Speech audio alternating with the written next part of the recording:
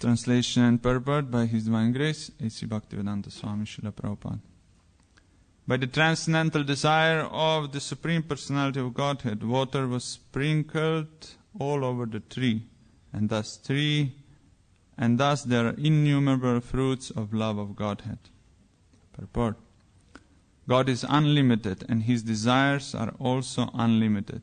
This example of unlimited fruits is factually appropriate even within the material context, for with the good will of the Supreme Personality of Godhead, there can be enough fruits, grains, and other foodstuffs produced so that all the people in the world cannot finish them, even if they ate 10 times their capacity. In this material world, there is actually no scarcity of anything but Krishna consciousness. If people become Krishna conscious by the transcendental will of the Supreme Personality of Godhead, there will be enough foodstuffs produced so that people will have no economic problems at all. One can very easily understand this fact. The production of fruits and flowers depends not upon the will, our will, but the supreme will of the Personality of Godhead. If He is pleased, He can supply enough fruits, flowers, etc. But if people are atheistic and godless, nature by His will restricts the supply of food. For example, in several provinces in India, especially Maharashtra, Uttar Pradesh and other adjoining states, there is sometimes a great scarcity of foodstuffs due to lack of rainfall. So-called scientists and economists cannot do anything about this. Therefore, to solve all problems, one must seek the goodwill of the Supreme Personality of Godhead by becoming Krishna conscious and worshipping Him regularly in devotional service. Om Jnana-timirandasya Gyananjana Shalakaya Chakshur Unmilitam Yena Tasmai Shri Gurave Namaha. Vandeham Shri Guru Shyuta Padakamalam Shri Gurun Vaishnavamscha Shri Rupam Sagrajatam Sahagana Raghunatan Vitam Tam Sajivam Sadvaitam Savadutam Parijana Sahitam Krishna Chaitanya Devam Shri Radha Krishna Padan Sahagana Raghunat Lalita Shri Vishakan Vitamscha He Krishna Karuna Sindhu Dinabandhu Jagatpate Gopesha Gopika Kanta Radha Kanta Namostute Tapta Kanchana Gaurangi Radhe Vrindavanishwari Vrishabhanu Sute Devi Pranamami Hari Priye Vanchakalpatrubhyascha Kripa Sindhube Evacha Patitanam Pavanebhyo Vaishnavebhyo Namo Namaha Jai Shri Krishna Chaitanya Prabhu Nityananda Shri Advaita Gadadhara Shivasari Gaura Bhakta Vrinda Hare Krishna Krishna Krishna Hare Hare Hare Rama Rama Rama Hare Hare Om Vishnu Pada Krishna Krishna Srimati Bhaktivedanta Swami iti Name Namaste Saraswati Deva Gauravani Pracharine Nirvishesha Shunyavadi Paschatya Deshtari Atma Ichamrite Vriksha Sinchi Nirantar Tahate Asankhya Pala Vrikshara Upar. By the transcendental desire of the Supreme Personality of Godhead, water has been sprinkled all over the tree, and thus there are innumerable fruits of love of Godhead.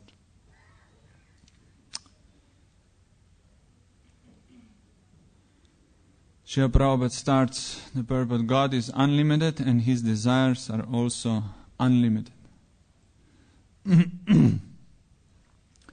Once Bhaktisiddhanta Saraswati Thakur said that God is unlimited and that even He Himself doesn't know where are the limits of His glories. God cannot know something. This is contradictory. Because by definition, God means that He is all-powerful, all cognizant, all-knowing. So then he explained why He doesn't know, why God doesn't know His own limits of His glories. He gave example like, do you know, for example, rabbit's horn. Does anybody know rabbit's horn? Huh? There's no such thing, because rabbits has no horns. Huh? So similarly, God's glories are unlimited. There is no limit. So even He doesn't know where is the end. Or if you say He can understand what is the limit of His glories, and then the next moment is expanding.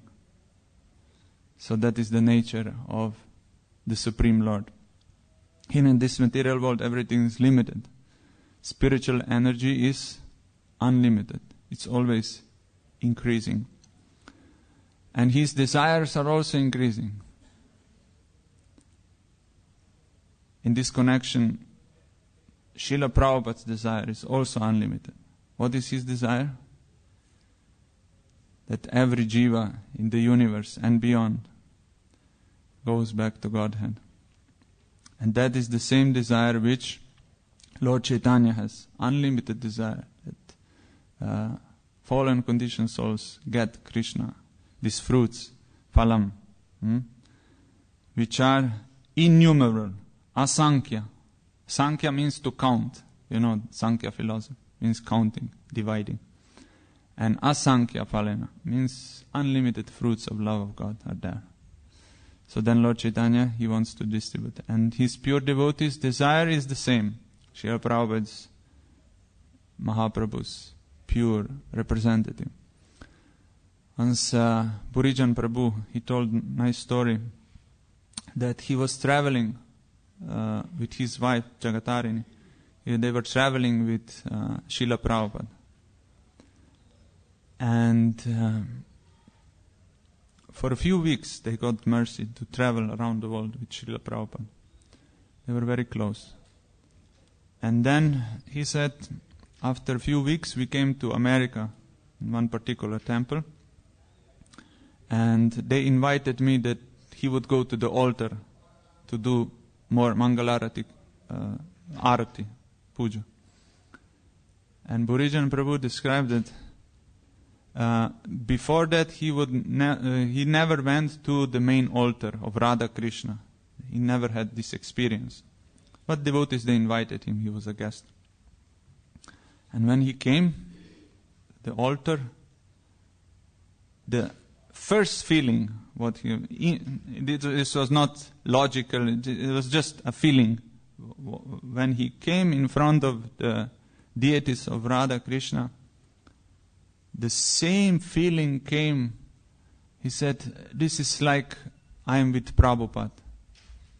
Same vibration he experienced, like when he was with Srila Prabhupada. So then he understood Srila Prabhupada is carrying Krishna always with him. Then he said that when he was traveling with Srila Prabhupada, it was not always easy. Because Srila Prabhupada, his association was very intense. Very intense. That means 100% Krishna consciousness. Nothing else. So if you were not on that standard, it was too much. His personal servants also, they had experienced it. Srila Prabhupada would travel around the world, and when he would landed, no jet lag. How it's called this, when you have dizziness and you are tired, you know. When we go to India, you need 2 days to reoccupy, you know, to acclimatize oneself. But Srila Prabhupada would just follow the regular schedule. Wherever he would come, if breakfast would be on local time, then he would take breakfast and massage. He would be really completely transcendental, oblivious to the laws of this world. And we should not forget that he was more than 70 years old. And these boys, 25 years on the peak of youth, you know, they were struggling with Srila Prabhupada. How? Srila Prabhupada would not give them any space. He said, why you are not waking up on Mangalarati? Srila Prabhupada, we are tired. No. So Purijan Prabhu said that it was very intense. And his desire was also intense. And his desire was unlimited. So everyone in Srila Prabhupada's mission can find space to help him, to assist him, to serve him, to spread Krishna consciousness around the world. So that is the meaning, that God is unlimited. And then Srila Prabhupada in today's purpose, he kind of goes to little different route he takes. The example of unlimited fruits is factually appropriate even within the material context. For with the goodwill of the Supreme Personality of Godhead, there can be enough fruits, grains, and other foodstuffs produced so that all the people of the world could not finish them, even if they ate 10 times their capacity.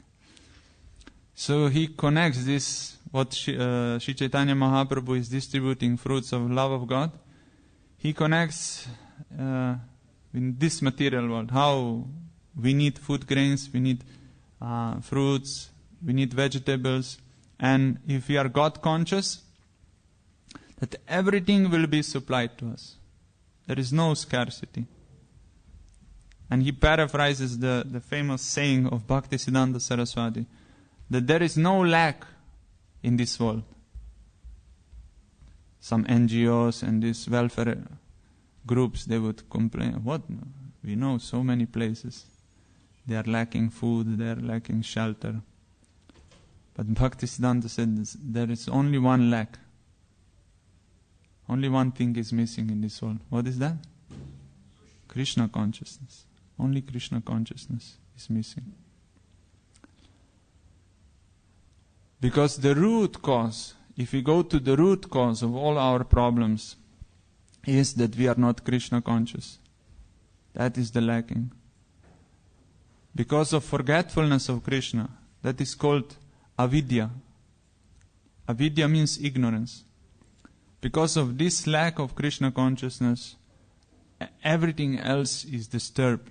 We are suffering in this material world. So therefore, when we remove the root cause of our problems, I was informed that just 5 minutes they will come and they will shoot something. So please don't be. Oh, sorry. Filming. So we will become famous. Finally, we'll become famous. My parents, they would always complain that why you're wasting time in this Krishna consciousness movement. When you will finish college, when you will get married. Standard questions. Whenever I would come home. So then, after a few years, there was one big program in national TV. So devotees told me, you can go. So there was a big thing with the leader of Christian group, the leader of Muslims, Mufti came, and then I was the representative. So that was the prime time in 8:30 at night. Prime time, the national TV. We are discussing something.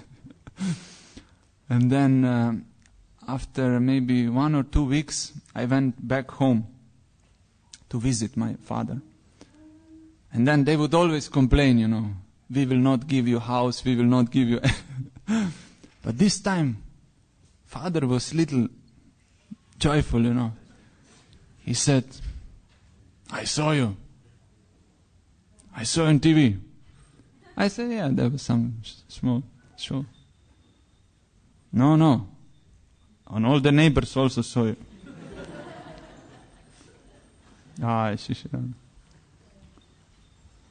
And he said, now you are some big person there, huh?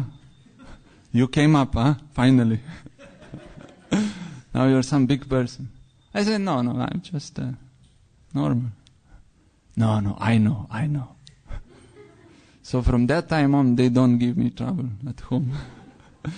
They are thinking that I am some big person in society. Because parents, they can't understand. They feel insecure that somebody is exploiting us in Krishna consciousness. some guru is there with big beard. We are serving him all day. So sometimes it's good you can show your parents that you are famous. So when we ended up root cause of all problems in the world is lack of Krishna consciousness. Therefore the real solution is that we eradicate it, we pull out the root, find out the root and then destroy that root of the disease.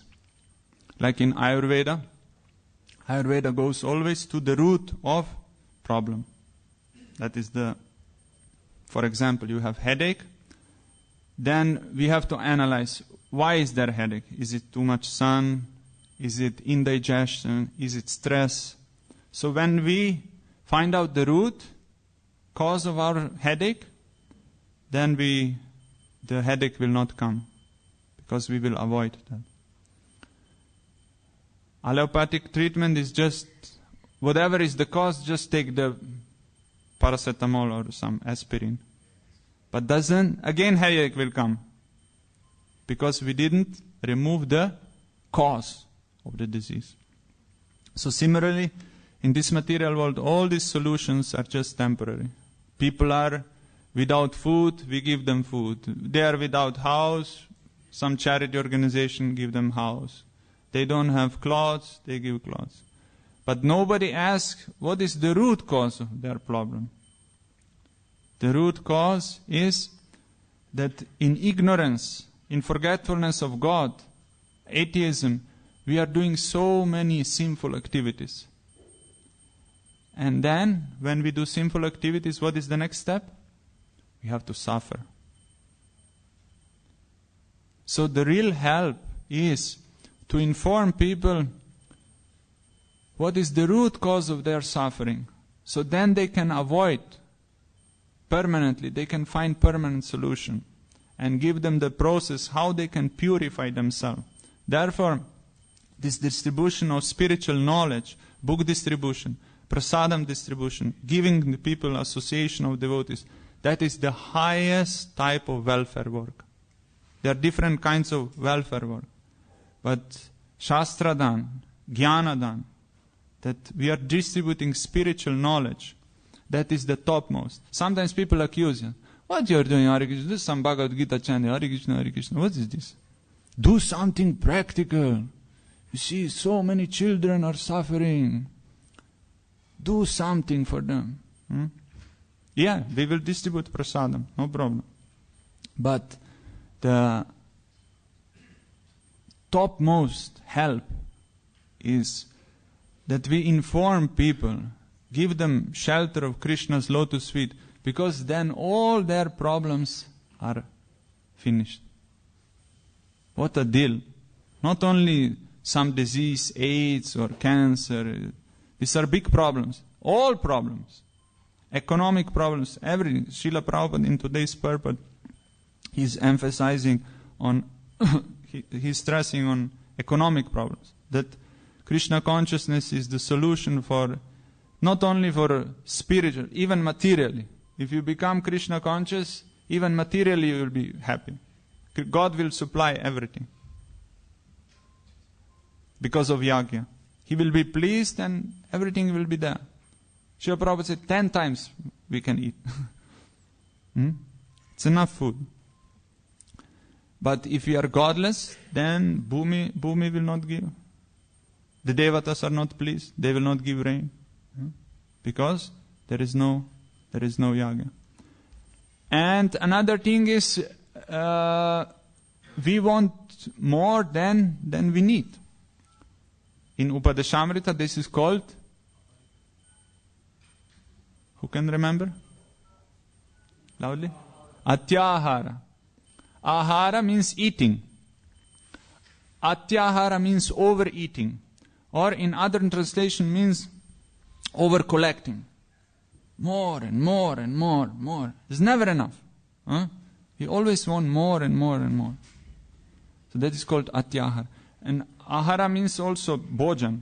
And bhojan in Hindi also means general enjoying spirit. So that should be avoided. This whole idea that we are enjoyers of this world, this is all in the category of atyahara. So devotees, they accept whatever comes, they accept as Krishna's mercy. Yuktahara, what is it? Yukta vairagya, sorry. Anasakta sevishan yatarham upayunjata. Nirbandha Krishna sambande yuktam vairagyam uchyatem. Devotees they see everything in connection with Krishna. Definition of Maya is that we don't see link with Krishna. That is called illusion. Whatever it is. If this mic, if we don't see how it's that these elements are coming from Krishna, that is Krishna's property, that has a purpose, we can use it for Krishna's service. If we don't see this, then this mic is Maya, is illusion. And if we see that this mic can be used in Krishna's service, that is his property, we are just using it without attachment, that is called Krishna consciousness. And it's spiritual. That mic then becomes spiritual. So that is proper vision. Bhaktisiddhanta Saraswati said that whoever has such a vision, that is called Goloka Darshan. He is already living in Goloka Vrindavan. He is not living in the material world. So that vision we have to give to the people. And first we have to develop that vision. And then this vision we have to give to the people. And when one is God conscious, then automatically he will not do sinful activities. He will not do atyahara, over collecting, because it's never enough. And on the social level, if we analyze, we want more and more and more. What does it bring to? Where it leads to? Atyahara. On social. Okay, prayasa, but on social level, just on worldly level. No, just in common world. Conflict, yeah. The biggest conflict means two nations, war. You see how horrible anartha is this. That on social level, when we want more and more and more, it brings to war it leads. Because, okay, now we exploited already our country, so the next step is we have to civilize other countries also by bombing them, And so many excuses we need to attack others. So that is atyahara. And where it leads to, somebody said already, to prayasa. Over-endeavoring for material things. And this we can see in this world. Exactly how Rupa Goswami described, how that's going on. You see, we want to enjoy more, we are gathering more, and then what we have to do? We have to work like a donkey to get this thing. It's not a free. You have to work like an ass to get the things. If you want to enjoy, you have to pay the price. So you see how we are entrapped in the modern society. We are entrapped. And the root cause is godlessness. We forget that everything is Krishna's property. Therefore, Srila Prabhupada, he was emphasizing this simple living. Simple living.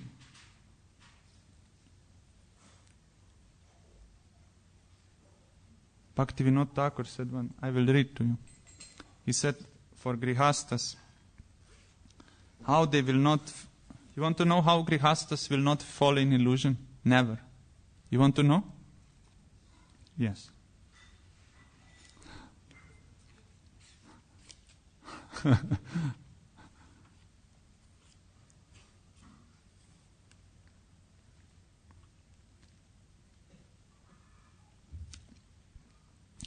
They should follow Varnashram. There are two applications for brahmacharis or renunciants and for grihasthas. How to avoid prayasa. Prayasa means over-endeavoring for material things. And then Bhaktivinoda Thakur said, they should earn and save only to maintain their family members. Previously he described also that they should earn by honest means. Family people, they should not do cheating and black market. And devotees, they should do straightforward dealings. No cheating. And whenever they earn, they can use for service of the Lord, service of the Vaishnavas, service of the guest, family members, and something for themselves. 5 things they can use the wealth. Because family people, they need some income. They have to maintain their family members. So if they use for these things as much as they need, then there is no fault of atyahara. And then Bhaktivinoda Thakur concludes, if they always remember that worshipping Hari is the only purpose of life, they will never fall into illusion. How family people will never fall into illusion? Can you remember?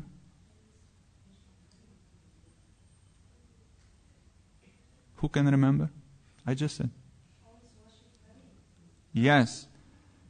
They should remember, always remember that worshipping Hari is the only purpose of life. And secondary, they have to earn something. This is Srila Prabhupada gave an example of his father, Gaur Mohan De. He said he was a grihastha. He had some shop or something. He was earning to maintain that. But then when he would come home, I would see him how he is doing puja.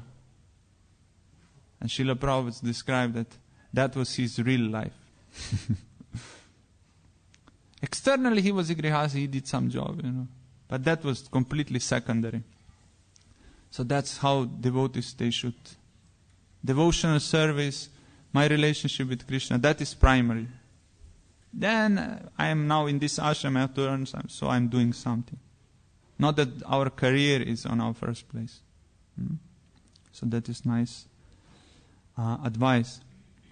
What about brahmacharis? Please hide your laptops, no? He should maintain his body by begging alms and thus engage in devotional service. They should not stay in any enterprise. By entering into enterprise, he is at fault. So brahmacharis, they should not do business. Sometimes you see always some incense, devotees, always some profit, Brahmacharis should not do this. Brahmacharis should be just simple. They can have computer for preaching or for car for traveling Sankirtan, but not for making some business. Then he is at fault, according to Bhaktivinoda Thakur. And one interesting thing. Prayasa for attaining pratishta or fame. Prayasa means material endeavor. Prayasa for attaining pratishta or fame is the lowest of all kinds of prayasa. That is completely low class. That we want to become recognized, that I will establish myself, that I will become famous, everyone should know me. Although it's the lowest, it is unavoidable for many. Should be given up by the process of devotional service. And similarly, Sanatana Goswami says in concluding verse of Hari Bhakti Vilas, Sarvatyage pyahyeyaha sarvanartha bhuyaschate kuru pratishta vishtaya yatnam asparshanevaram. Even if one can give up all material desires, and we know how it's difficult to give up all material desires, but even if one can give up all material desires, desire for fame is very difficult to give up. The desire for fame, which is compared to stool, is the root cause of all anarthas. It's the root cause of all anarthas. Therefore, one should carefully avoid touching this tool-like desire for fame. This distraction is extremely serious, says Bhaktivinoda Thakur, and one should follow this exclusive duty with special care. So it's advised that one should hear these things first, Shravan, and then one should meditate on these things. When you go home, whatever has been said, one should contemplate. That is called manan. And third thing, one should apply this knowledge in our life, application. So hearing, then thinking deeply about the subject matter, and then application. Plus, praying to the Lord for the mercy, for the power that we can apply this knowledge. So that is very nice advice. In the modern world, we are living in such a demoniac environment that we are just completely exploited. I was now recently in Malaysia, and Vice President told me that South Korea, the working hours in South Korea are extremely long. That people work even up to 10 o'clock night. Can you imagine? Till 10 o'clock night people are working. So they become so squeezed out that they cannot have even proper sexual relationships. So then the ratio is going down. They don't produce children, and very, very meager. And the government came up with a brilliant solution. Instead of reducing the working hours, they started to show on national TV pornography, so that people would become more excited. Can you see what is? It's completely hellish, you know. It's madness. This is not world anymore, it's complete madness. So Srila Prabhupada had perfect solution. What is that? Putting Krishna in the center of our life. For all the people, perfect solution. Not only this, Srila Prabhupada was emphasizing that devotees should live together, should have community, produce their own food, that devotees, they don't have to be dependent on this demoniac society. One big problem in modern world is, as you all know, especially those who live outside the temple, who work outside. Devotees, especially grihastas, they don't have time. They don't have time to perform proper sadhana. The society, it's even if they have desire, even if they are not crooked, even if they are not duplicitous, they are honest devotees. But the society is made like this, that they completely exploit us, squeeze all atoms of energy out of us. What is the problem? If we want to perform, if we want to be Krishna conscious, we have to dedicate time for Krishna consciousness. We have to give to Krishna at least how many hours? How many hours? 3 for minimum. 2 hours for chanting and reading, and some, if you do some puja, 3-4 hours, isn't it? Ideally 5 hours if you come to Bhagavatam daily. In temple we have 6-7 hours. Huh? So it's we have to have time. We cannot just, if we don't give time to Krishna, then we will not be Krishna conscious. And we see that practically. The devotees are becoming weaker and weaker and weaker. Why? Because all the environment it's against Krishna consciousness.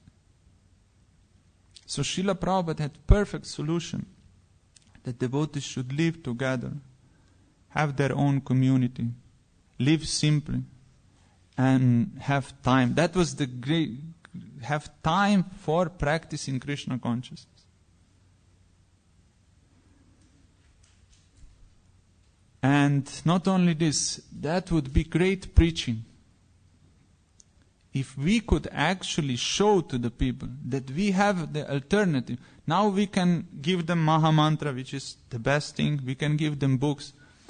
But if we could show them that, look, we have the alternative. How to live a sane life. You don't have to be a donkey. You don't have to be a madman. You can live normal life, human life. You don't have to get divorced.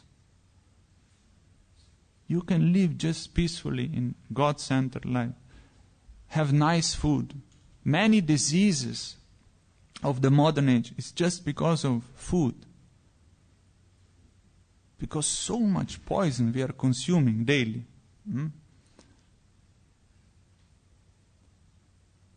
Here they are little, I guess they are more strict, but in India, there is no control. Last time I was in Switzerland, I was buying some vegetables for Guru Maharaj. So I said, sorry Maharaj, I couldn't get organic, because Maharaj takes organic. I couldn't get. He said, no problem. Because compared to India, here everything is organic. Because in India, they have 400 times more allowance. 400 times of these pesticides and all this poison. It's allowed. So then we wonder why I'm not peaceful, why so many diseases, cancer. In Canada, every third person has a cancer. So it's a hellish society. So Srila Prabhupada had a brilliant solution. And people were living like this for centuries, for millennia, for yugas. They were living like this. Even few decades ago, they were living without TV. Even 15 years or 20 years ago, we were living without mobile phone. Believe it or not. Without Facebook. It's possible. Difficult, but it's possible. So Srila Prabhupada had this perfect solution. Spiritual solution. And even on social level, solution. Keep Krishna Katha, Krishna in the center. Live simple. God-centered life. And then distribute this to others. That is the purport of this whole chapter, which Chaitanya Mahaprabhu is distributing the fruits. Hare Krishna. Is there any question, comment?